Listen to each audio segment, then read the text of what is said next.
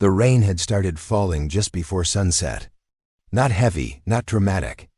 Just enough to soak the streets and make everything feel slower than usual.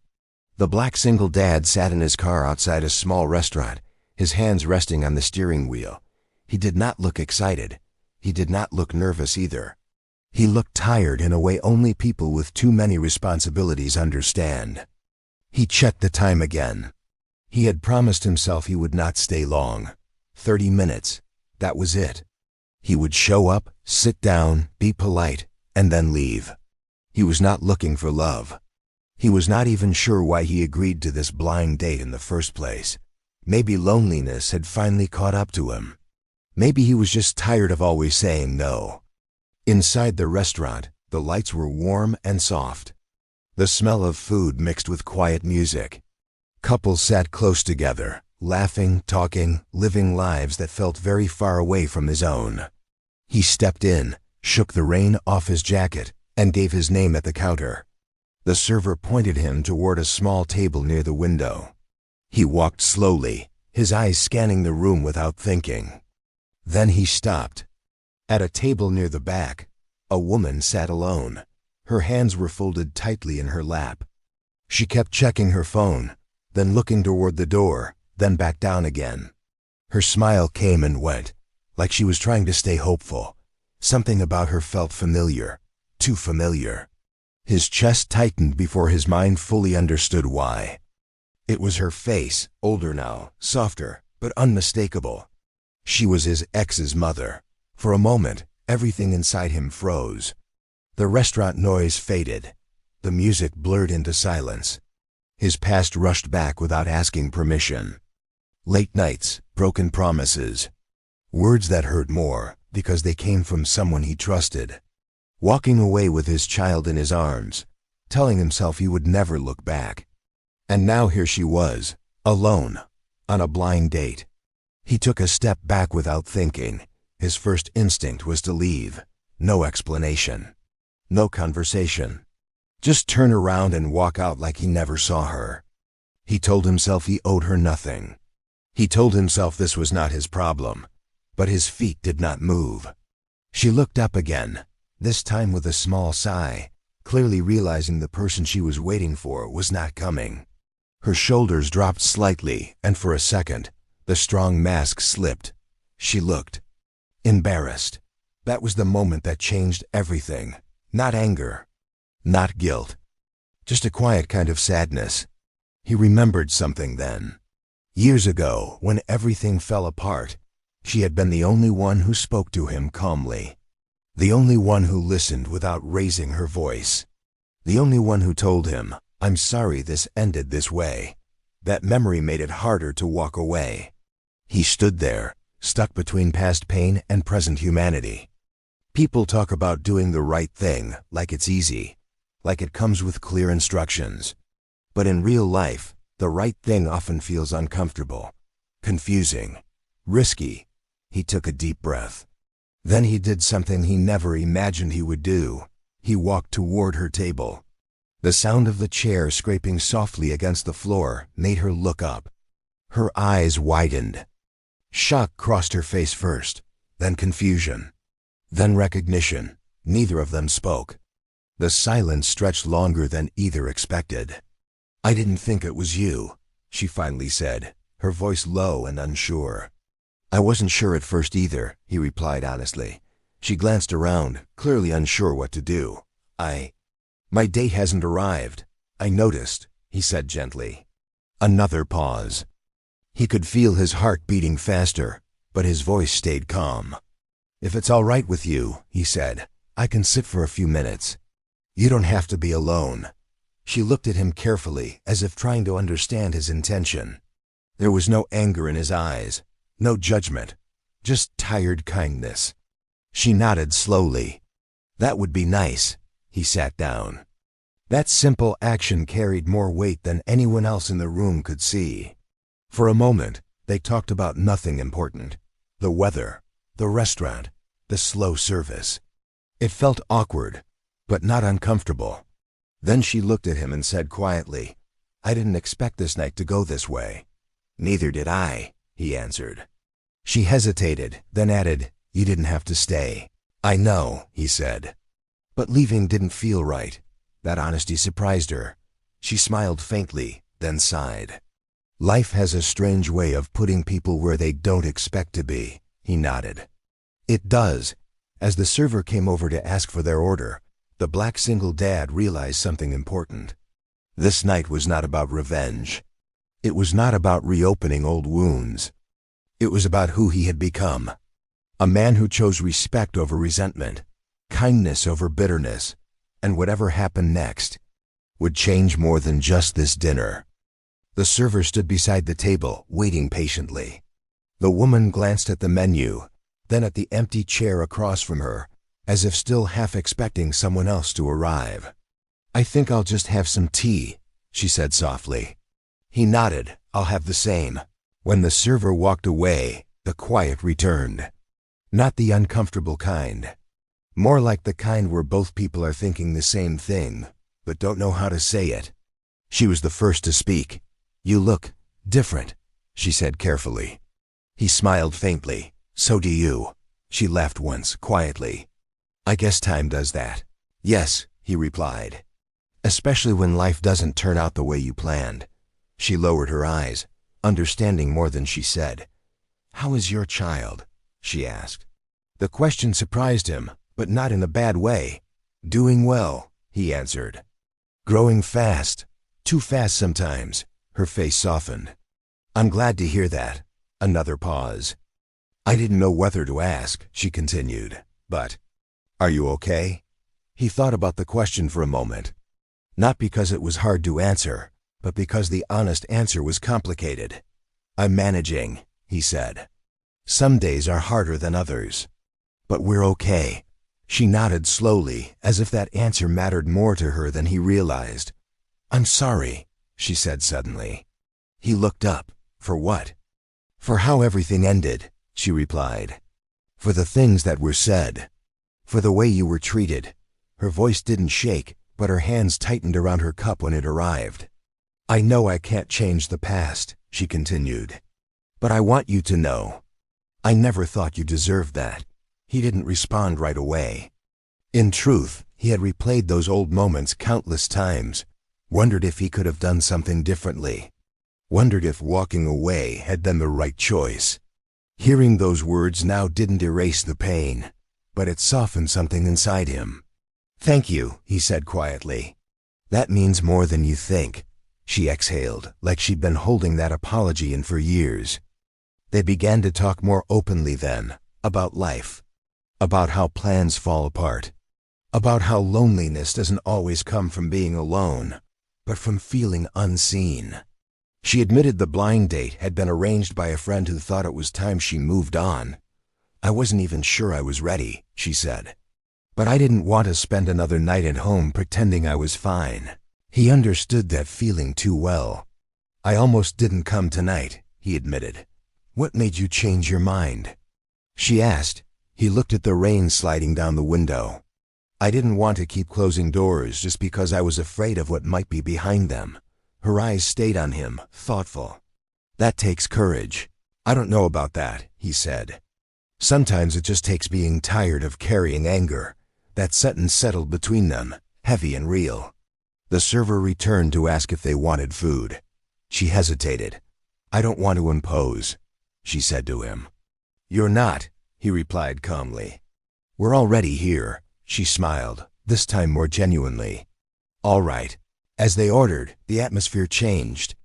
It no longer felt like two strangers trapped in an awkward situation. It felt like two people choosing to be kind despite their history. He noticed how carefully she listened when he spoke, how she didn't interrupt, how she didn't judge. She noticed how he spoke about his child with pride, not bitterness. How he never blamed anyone, even when he could have.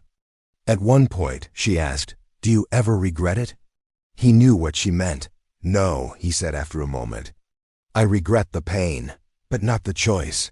Walking away saved my peace." She nodded slowly. "You became stronger." "Maybe," he said. "Or maybe I just learned what really matters." The food arrived, warm and simple. They ate slowly, not rushed. The rain outside had stopped, leaving the street quiet and reflective. She looked at him again, this time with gratitude in her eyes. "I didn't expect tonight to turn into this," she said. "Neither did I," he replied. "And yet," she added, "I'm glad it did." He didn't answer right away. But inside, he felt something shift. This dinner was no longer about coincidence. It was about choice, and the choice he would make next would surprise everyone.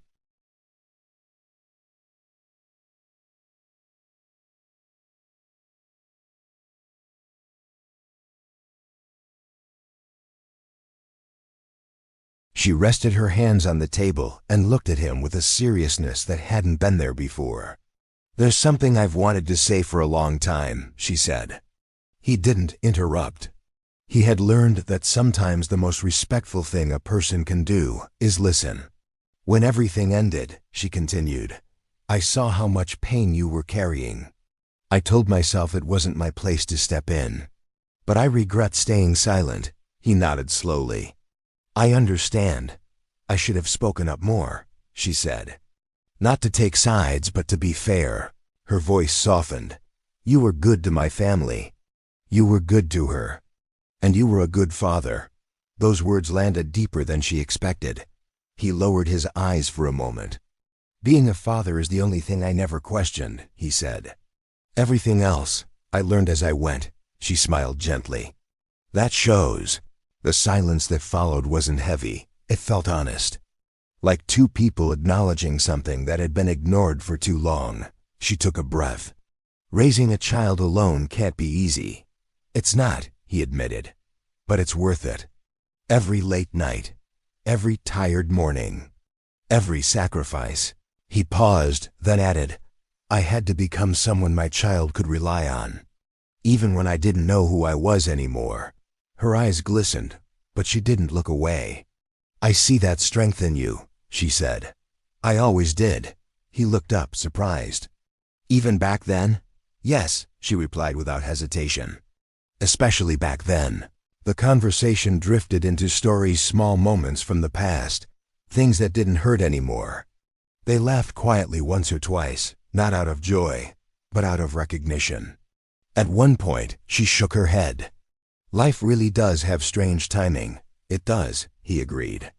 "But maybe it gives us second chances in ways we don't expect." She studied him. "Do you believe that?" "I believe in doing the right thing when the moment asks for it," he said. "Even if it's uncomfortable."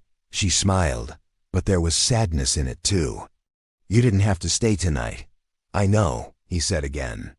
"But leaving would have meant carrying this bitterness home with me. And I don't want my child growing up around that." That answer hit her deeply. She reached for her glass, then stopped. "You're different from how most people would have handled this." "Maybe," he said. "But anger is easy. Kindness takes more work." They finished their meals slowly. When the server came by to clear the table, she hesitated again. "I don't want you to feel like this was your responsibility," she said. "I would have understood if you left." He looked at her calmly. "Tonight isn't about responsibility. It's about respect." She swallowed, clearly moved. The check arrived and sat between them, untouched. He glanced at it, then folded it neatly without comment. She noticed. "I can pay my part," she said quickly. "Please don't feel like—" He shook his head. "It's okay. But you don't owe me anything," she insisted. "I know," he said gently. "This isn't about owing." He met her eyes. "I want to do this." Her voice lowered. "Why?" He paused, choosing his words carefully. "Because I don't want my child to grow up thinking kindness depends on who hurt you," he said. "I want them to see that respect doesn't disappear when relationships end." She felt her throat tighten. "That's rare," she said. "It shouldn't be," he replied. Outside, the streetlights flickered on. The rain had left the air clean and cool. The moment felt important, bigger than dinner, bigger than coincidence. She looked at the folded check, then back at him. "I don't know what to say," she whispered. "You don't have to say anything," he replied. But she knew something significant was happening. This was no longer just a kind gesture. It was the beginning of something healing. And what he would do next when they stood up to leave would truly shock everyone. The restaurant was almost empty now. Chairs were being turned upside down on tables near the front. The soft music had grown quieter, like it was preparing to end the night. The black single dad stood first and pulled on his jacket. She followed, adjusting her bag on her shoulder. For a moment, neither of them moved toward the door. "This wasn't how tonight was supposed to go," she said softly. "No," he agreed. "But maybe it was how it needed to go." They walked together toward the counter. The server smiled politely and set the receipt down. She reached for her wallet at the same time he did. "Please," she said quickly. "Let me at least cover my share." He placed his card on the counter without hesitation. "I've got it," he said. She froze. "You really don't have to." He turned to her, his voice calm but firm. "I know. That's why I'm doing it." The server took the card and stepped away, leaving them standing there in silence. She looked at him, her eyes full of confusion and emotion. "After everything, why would you do this?" He took a breath. "Because holding on to resentment never helped me become a better father." The words settled between them. "I could have walked out tonight," he continued. "I almost did, but I thought about my child. About what kind of example I want to set." Her eyes shimmered. "I want them to grow up knowing that kindness doesn't end where pain begins," he said. "That respect isn't something you take back when someone hurts you." She pressed her lips together, fighting tears. "That's more than anyone ever did for me," she whispered. The server returned and handed him the receipt. He signed it without looking back. They stepped outside into the cool night air. The street was quiet, the rain gone, the pavement still shining under the streetlights. She stopped near the door. "I didn't deserve this," she said. "No one deserves to be alone when they're already hurting," he replied. She shook her head slowly. "You're a rare man." He gave a small, tired smile. "I'm just a dad trying to do better than yesterday." They stood there for a moment, neither rushing to leave. "I want you to know," she said carefully. "Tonight meant more to me than you realize." "I'm glad," he said. "I am." She hesitated. "I hope this doesn't reopen old wounds for you." He looked thoughtful. "It doesn't. It closes them." Her breath caught. They walked a short distance together before stopping at the corner. She turned to face him one last time. "I don't expect anything from you," she said. "But I want to say thank you, not just for dinner, for your grace." He nodded. "Take care of yourself." As she walked away, he stood still, watching her disappear into the soft glow of the streetlights. He felt lighter. Not because the past had changed, but because he had. Back in his car, he sat quietly for a moment before starting the engine. He thought about his child waiting at home, about how one day they might ask him what it means to be strong. Tonight he had an answer. Strength was choosing compassion when bitterness would have been easier. And although he didn't know it yet, the ripples from this simple act of kindness were just beginning. The night didn't end when he drove away from the restaurant. For him, it lingered. The black single dad reached home later than usual. The house was quiet, except for the soft sound of his child sleeping in the next room. He stood in the doorway for a moment, watching the slow rise and fall of that small chest. This was why he did everything. He sat on the couch without turning on the lights, replaying the evening in his mind. The chair he pulled out. The apology he never expected. The look on her face when he chose kindness instead of walking away. He didn't feel proud. He felt calm. The next morning started like most mornings did, early, rushed, practical, breakfast, shoes, a quick reminder to finish homework. Life moved forward, even when emotions tried to hold it back. But later that day, his phone buzzed. A message. It was from her. "I hope you made it home safely. I just wanted to say thank you again. Last night reminded me that good people still exist." He stared at the screen longer than he expected. He replied simply, "I'm glad it helped." "Take care." He put the phone down and went back to work, but something had shifted inside him. The tightness he had carried for years felt looser. 2 days later, another message arrived. This time it was different. I didn't plan to tell anyone, but my daughter heard about that night. She wanted me to tell you she was shocked and grateful. His chest tightened. He hadn't thought about her reaction. He hadn't done any of this to make a point. He had done it for himself and for his child. He typed, then erased his reply twice before finally sending, "I wish her well." That's all. The truth was he didn't want to reopen old doors. He wanted closure, not chaos. Across town, the woman sat at her kitchen table, holding her phone with both hands. She hadn't expected her daughter to react the way she did. The story of that dinner had stirred something uncomfortable: regret, reflection, and quiet shame. For the first time, she truly saw what she had lost. But she didn't reach out. Not yet. Back in his world, the black single dad continued his routine. Work, parenting, small moments of peace. But people around him noticed something different. He smiled more easily. He listened more patiently. One evening, while waiting in line at a grocery store, a stranger struck up a conversation, a simple exchange. Nothing special. But he noticed how easy it felt to be present, to be open without fear. Kindness had not weakened him. It had freed him. A week later, another message came from the woman. "I don't expect a reply," it read. "I just want you to know that your kindness changed how I see things. I'm learning to forgive myself." He read the message twice. Then he replied, "That matters. I wish you peace." That was all. He didn't follow it with questions. He didn't invite more conversation. He knew when to let something remain a moment instead of turning it into a chapter. That night, as he tucked his child into bed, they asked, "What makes someone strong?" He paused. "Doing the right thing," he said, "even when no one is watching." His child nodded sleepily, satisfied with the answer.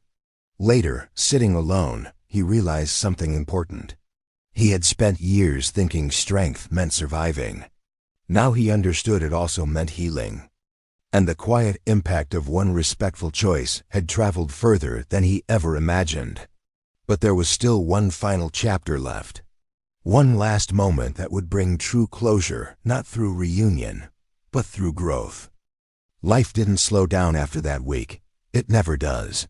The black single dad settled back into his routine, but something inside him had shifted for good. The weight he once carried so heavily no longer pressed on his chest the same way. The past still existed, but it no longer controlled him. One evening, as he waited outside his child's school, he noticed how differently he felt. There was no anger bubbling under the surface. No tight grip on old memories, just presence. Across town, the woman sat at her kitchen table, sipping tea and thinking about the night that changed more than she expected. She hadn't gone on another blind date since. Not because she was afraid, but because she wanted to understand herself better first. She had spoken to her daughter. Not to argue, not to accuse, but to reflect. The conversation was uncomfortable, honest, and long overdue. For the first time, she admitted her own mistakes, how fear had shaped her decisions, how pride had blinded her. Her daughter listened in silence, then cried in a way she hadn't in years. Nothing was fixed overnight, but something cracked open. Weeks passed. One afternoon, the black single dad received a handwritten note in the mail. No return address, no expectations. Inside, only a few lines were written. "Thank you for reminding me that grace still exists. Your kindness helped my family heal in ways I didn't know were possible." He folded the note carefully and placed it in a drawer. He didn't need to respond. Some moments are complete on their own.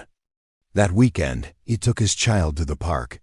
They sat on a bench watching people pass by, families, couples, strangers with stories he would never know. "Do you think people can change?" his child asked suddenly. He smiled. "Yes, but only when they want to." "And can they forgive?" the child asked. "Yes," he said. "Sometimes forgiving others helps us forgive ourselves." The child nodded, swinging their legs. I want to be kind when I grow up. He felt a quiet warmth spread through his chest. That's a good goal, he said. As the sun dipped lower, he realized something important. That dinner had never been about romance. It had never been about the past. It had been about showing his child and himself that integrity doesn't disappear when life gets complicated. Across town, the woman stood in front of a mirror, adjusting her coat before stepping out to meet a friend for coffee. She paused, looking at her reflection with new eyes. She looked lighter. Not because someone saved her, but because someone showed her what respect looked like. She stepped outside with confidence she hadn't felt in years. No bitterness. No regret, just growth. Back home, the black single dad tucked his child into bed and turned off the light. As he closed the door, he felt peace, not the loud kind, but the steady kind that stays. He understood now that sometimes the most powerful act isn't walking away or holding on. It's choosing kindness without expecting anything in return. And though no one in that restaurant would ever know the full story, the impact of that moment would live on in a child learning strength, in a woman finding forgiveness, and in a man who proved that dignity can change lives.